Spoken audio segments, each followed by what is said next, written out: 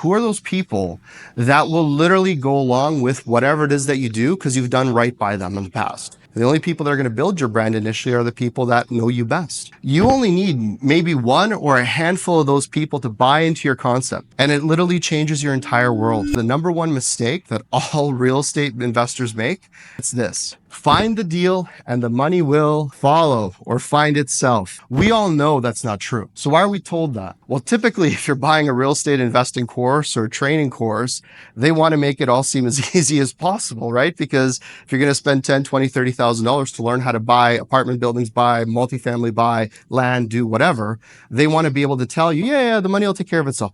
Don't worry, just find a great deal and the money will find itself. We've all heard this. It's not true. If it was true, tell me this. Why is it that over 20 years, whenever I find a great deal, I don't just trip over a suitcase of cash right next to it? I mean, the money will find itself, right? How come the money's not there? And how come I can't just call 2 or 3 people and they're, oh yeah, no problem. Let's go, man. That's not how it works. Doesn't matter how good your track record is. Doesn't matter how many deals you've done. Every time you want to do a deal, most of us have to sing for our supper.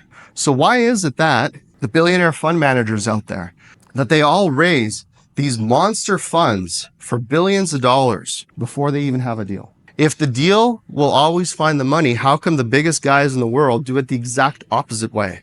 And the answer is, well, they obviously don't think that way.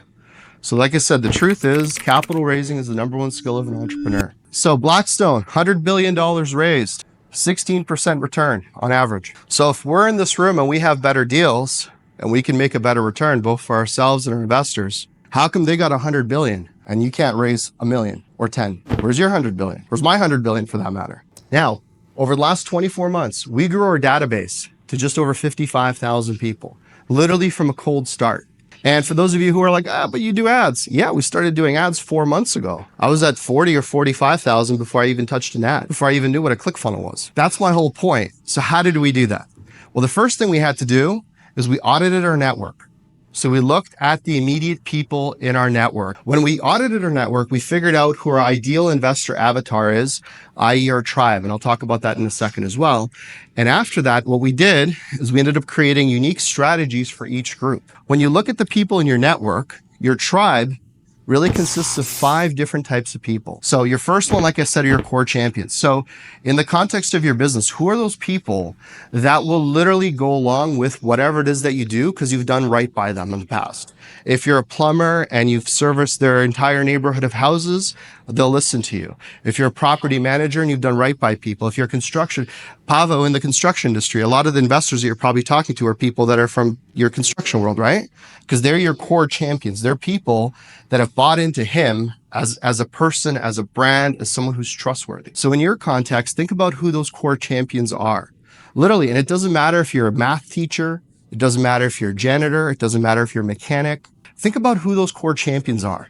If you weren't doing the thing that you're doing because you have the goodwill with those people, who are those people? Like literally, if you decided tomorrow morning to open up a pet grooming business, they'd go out and buy a puppy just so that they could support you. You know, who are those people in your world? We all have them.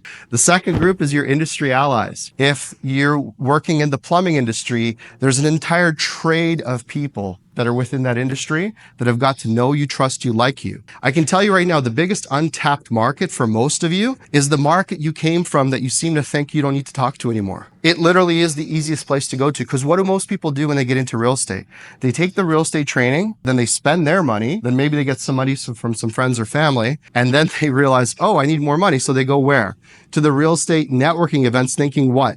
That they're going to meet people that want to invest. Chances are, you're probably going to meet more people that have taken the real estate training, spent their money, spent their family's money, and they're also going to the event because they're trying to figure out how to get the next stage of cash. So when you say it that way, it sounds ludicrous, but for most of us, that's like, oh yeah, we just go to real estate events. Why?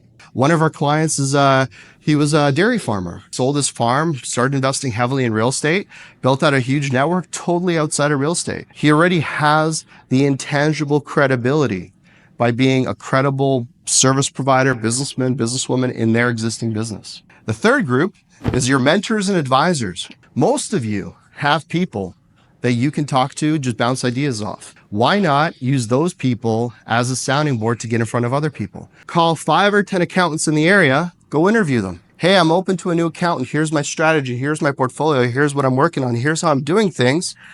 Do you have clients like this? Interview them. Like the light bulb's going off, right? Like it's such an easy way to get in front of a whole bunch of different professionals and actually share your story. And if you're genuinely open to having a second opinion on how your books are being run, you can actually go see somebody who can see how you operate your legitimate business, see if there's some pointers, and you can potentially expand your network. Other thing you could ask them is, hey, is there anybody in your network that would potentially want to look at something like this? Now, you have to go in with a genuine interest to actually see if they can help you with your books. You can do the same thing with lawyers, insurance providers, all the different groups. The fourth one is followers, so your online community. Why are followers important?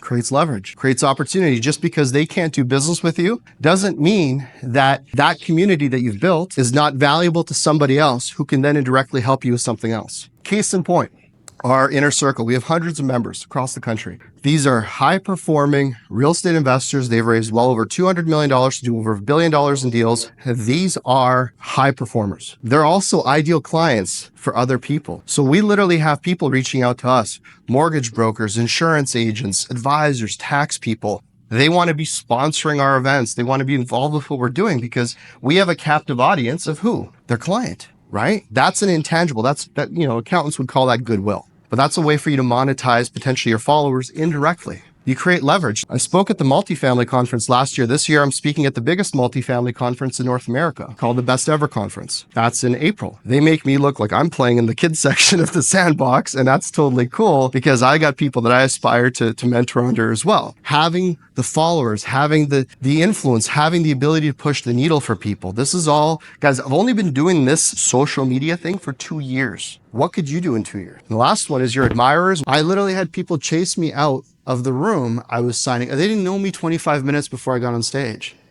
I'm signing books. I'm doing podcast interviews. I'm doing all kinds of stuff. Why? Because I spoke to them at such a deep level that it connected with all the aspirational things that they were trying to do. They just didn't know how to put it into words. Now, I'm not saying you're going to hit that level with people immediately, but if you're mentally thinking in that direction, you're heading in the right, you've got the right goalposts, so to speak. So audit your tribe. And then when you have your tribe, and you'll have a good portion of it here in front of you here today, ask yourself these 5 questions. But the lowest hanging fruit, guys, is have you identified all your core champions? I'm talking about anybody who's there in your corner, who has a character reference of you. They don't even need to be financially, that's not what it's about. You're looking to create that human capital at this point because you need to build up brand capital before you have a brand. The only people that are going to build your brand initially are the people that know you best. So that's the first piece. The second piece is going to be, do you have a team, or specifically who is on your team right now? Because it's important that you guys are honest with yourself in terms of what your actual capacity is. Because I'm going to share a lot of really cool things with you guys here today. I don't recommend you execute on all of this all at once. You guys ever hear the expression, chase 10 bunnies, catch none? If you run after one bunny, you'll catch it. If you run after 10 bunnies at once, you won't catch any. No, never heard that. The point is you got to focus, right? So my whole point is, guys, your team will determine your level of capacity, of how much you're actually able to execute on. And the third one is, do you have a clear way to approach your mentors? That's really important because approaching your mentors, I can tell you right now, you're not approaching them just for money, contacts, credibility. I've had companies that I've had people sit on my board because they were part of other 8-9-figure companies. And all of a sudden the lending rate comes down. The term sheet comes up. Looking at things strategically changes the game. It's not just binary. It's not ones and zeros. If you guys are playing checkers just because you're thinking 50 grand at a time, I got to teach you how to play chess, and eventually 3-dimensional chess, because the big money, that's where that comes from. You're not going to get to 100 million, 50 grand at a time, but you're also not going to get to $1 million at a time. You got to start with the 50. Fourth one is, do you have an audience or a platform? Most of us don't. It's okay. You can start building it. I started from scratch 2 years ago. And finally, which communities are you part of? So many of you are probably part of a few real estate communities. It's time to start thinking strategically beyond that. Case in point, right now, where are we? We're in a car club. We're in a vault of millions of dollars is where we are. There's tens of millions of dollars of cars in here. I think it's an accident that we're here. Like it's connection. Like, is the car club a good place for you? Is the golf club a good place for you? How does it tie into your brand? This is my brand. I love cars. For you guys, it might be something else. Denise does not care for cars.